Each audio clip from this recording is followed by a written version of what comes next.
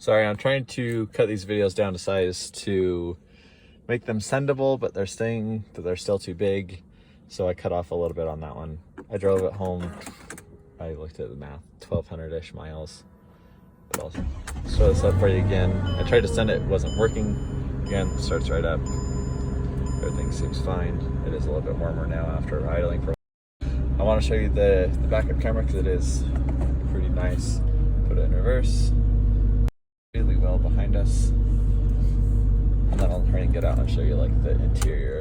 So you can see the interior and how it looks. There's the crack on the windshield, which really upset me because the heat really did it. Coming out in the morning and then turning on my defrost and everything, there was a small chip right, I don't know if you're gonna be able to see it, right there. Right here. There was that little chip, happened the previous like afternoon, and then it got really cold, iced over the windshield, turned on my defrost, came back out, and that was all the way across the windshield, which made me super happy. It does have the Harman Kardon system in it, so it sounds really good. Show you the seats. Obviously when they're a little bit more cleaned up, they look a lot better. They're a little dirty right now. Show you this one, but the leather is still very soft. Go to the back seat. See the back seats. I do have my kids' booster seats in here, so that's why that one, you can see like this little dent in it. It's just from the booster seat, and it does go away once it's out of the car for a little bit. But everything looks pretty clean in this thing. It does need some love right now because it's not been cleaned in a hot minute. This is that full-size spare. This is a front spec, so front offset and front size. So you can run this anywhere on the car, and that is a very good thing. I had a C32 once upon a time, and that blew out on me in the middle of nowhere out here in Wyoming, and I didn't have a spare, and it left me stranded, which was not fun. So this made me very happy when I found out that I had a full-size spare with the car.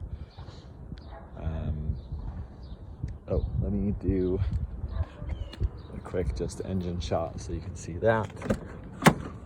The engine itself is all OEM. Haven't done anything as far as performance or anything to the engine.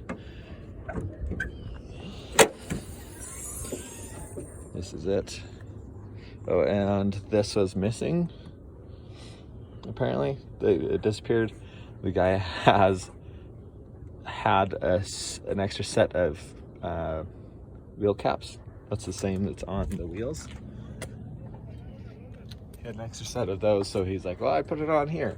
So he put the wheel cap on the center of this thing, and it looks like it's just like glue or something on there, but honestly, I think it looks kind of good. That is that. One other thing within here, this intake tube had folded funny once, and so it's got a hose clamp on it just to hold it in place because it had folded and creased, kind of awkward. So that is being held on with the hose clamp. There's nothing wrong with it. It's not broken. It just has a weird crease in it. It's probably okay now. It's been so long.